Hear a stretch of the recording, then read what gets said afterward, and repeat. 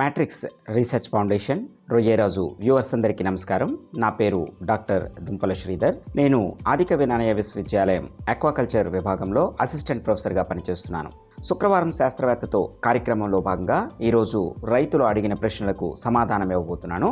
మొదటి ప్రశ్న, రొయ్యలలో మంచి సీడ్ని ఏ విధంగా ఎంపిక చేసుకోవాలి?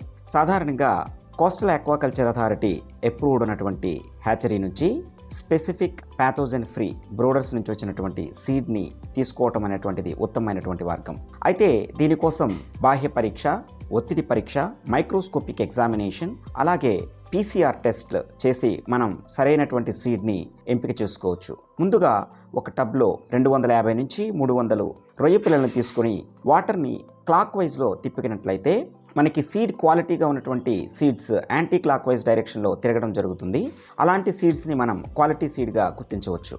అలాగే మనం టెంపరేచర్ని పెంచి అలాగే తగ్గించి, సెలినిటీని పెంచి తగ్గించి మనం టెస్ట్ చేసుకోవటం ద్వారా మనకి సర్వైవల్ రేట్ 90% దాటి ఉన్నట్లయితే అలాంటి సీడ్ని మంచి సీడ్గా మనం గుర్తించవచ్చు.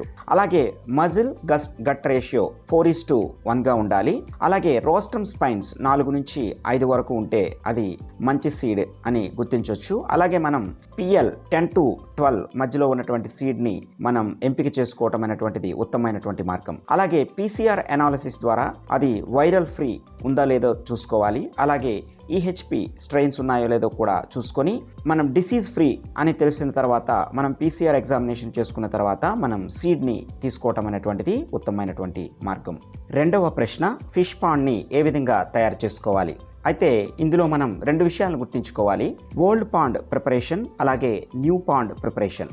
ఓల్డ్ పాండ్ ప్రిపరేషన్ అంటే కల్చర్ అయిపోయిన తర్వాత సాధారణంగా అందులో మనకి ప్యాథోజన్స్ ఉండేటువంటి అవకాశం ఉంటుంది, అలాగే స్లడ్జ్ ఉండేటువంటి అవకాశం ఉంటుంది, అలాగే pH ఆల్టరేషన్ అయ్యేటువంటి ఛాన్స్ ఉంటుంది. కాబట్టి ఫస్ట్గా మనం ప్యాథోజన్ కంట్రోల్ చేసి తర్వాత స్లడ్జ్ని రిమూవ్ చేసుకొని pHని బ్యాలెన్స్ చేసుకొని నెక్స్ట్ కల్చర్కి వెళ్ళటం అనేటువంటిది ఉత్తమమైనటువంటి మార్గం. అలాగే న్యూ పాండ్ గనక అయినట్లయితే అందులో మనం pH చెక్ చేసుకొని దానికి తగ్గట్టుగా మనం లైమ్ అప్లికేషన్ చేసుకోవటం అనేటువంటిది చాలా ఉత్తమమైనటువంటి మార్గం. ఒకవేళ మనకి pH న్యూ పాండ్లో 6.5 ఉన్నట్లయితే అగ్రికల్చర్ లైమ్ అయితే దాదాపు ఎకరానికి 1 టన్ వరకు అప్లై చేసుకోవాలి. లేదా బర్న్ట్ లైమ్ అయినట్లయితే ఎకరానికి 800 kg వరకు అప్లై చేసుకోవచ్చు. ఒకవేళ సాయిల్ pH 7 గనక ఉన్నట్లయితే మనం అగ్రికల్చర్ లైమ్ 500 kg లేదా బర్న్ట్ లైమ్ 350 kg వరకు అప్లై చేసుకోవచ్చు.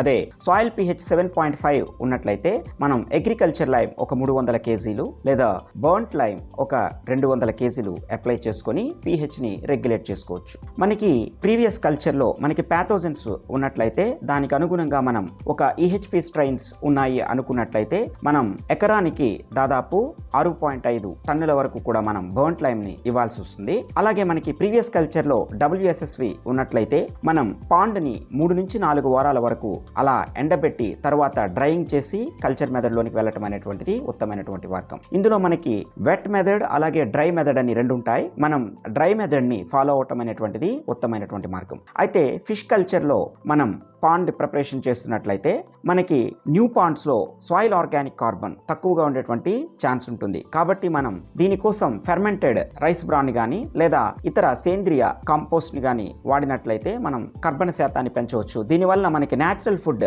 డెవలప్మెంట్ అనేది జరుగుతుంది. అప్పుడు అది ఫిష్ గ్రోత్కి బాగా ఉపయోగపడుతుంది. మూడవ ప్రశ్న, ఎండాకాలంలో DO సమస్యను ఏ విధంగా పరిష్కరించుకోవాలి?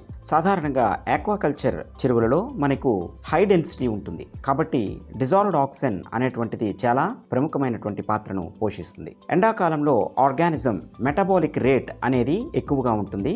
కాబట్టి ప్రతి ఆర్గానిజం కూడా ఎక్కువగా మనకు ఆక్సిజన్ని కన్జ్యూమ్ చేసుకుంటుంది. కాబట్టి బయలాజికల్ ఆక్సిజన్ డిమాండ్ అనేది కూడా పెరుగుతుంది. అదేవిధంగా సాధారణంగా 1 kg రొయ్యకి 1 గంటకి మనకు దాదాపు 0.5 గ్రామ్ ఆక్సిజన్ని కన్జ్యూమ్ చేసుకుంటాయి.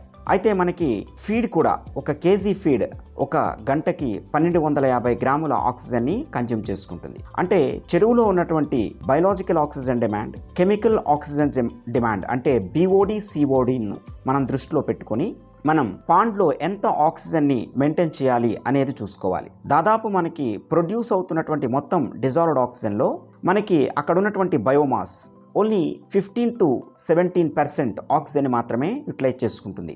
రిమైనింగ్ మనకు ఉన్నటువంటి 83 to 85% ఆఫ్ ది ఆక్సిజన్ మనకి BOD biological oxygen demand, chemical oxygen demand రూపంలో మనకి కన్జ్యూమ్ అవుతూ ఉంటుంది. కాబట్టి మనకి ఎండాకాలంలో ఏరియేటర్స్ని కంటిన్యూస్గా రన్ చేయటం, అలాగే వాటర్ని ఎక్స్చేంజ్ చేసుకోవటం, అలాగే వాటర్ డెప్త్ని ఇంక్రీజ్ చేసుకోవటం ద్వారా మనం DO లెవెల్స్ని మెయింటైన్ చేయొచ్చు. అలాగే DO సమస్యను మనం పరిష్కరించుకోవచ్చు. 4వ ప్రశ్న, ఎండాకాలంలో చెరువు లోతు ఎంత ఉండాలి? సాధారణంగా ఎండాకాలంలో వాటర్ ఎవాపరేషన్ అవ్వడానికి ఛాన్స్ అనేది ఎక్కువగా ఉంటుంది. కాబట్టి వాటర్ డెప్త్ అనేటువంటిది తగ్గిపోతుంది. దానివలన ఆర్గానిజం అనేది స్ట్రెస్కి గురి కావడం జరుగుతుంది. కాబట్టి సాధారణంగా రొయ్యల చెరువులలో వాటర్ డెప్త్ అనేటువంటిది 1.5 మీటర్ ఉండేటట్టు చూసుకోవాలి. చేపల చెరువులలో ఈ లోతు 2 నుంచి 2.3 మీటర్లు ఉండేటట్టు చూసుకోవాలి. అప్పుడు ఆర్గానిజం ఫ్రీగా వాటర్లో మూవ్ అవుతుంది. స్ట్రెస్కి గురి కావడం కూడా తగ్గుతుంది. మన రొయ్యరాజు యాప్ని డౌన్లోడ్ చేసుకొని లబ్ధి పొందండి.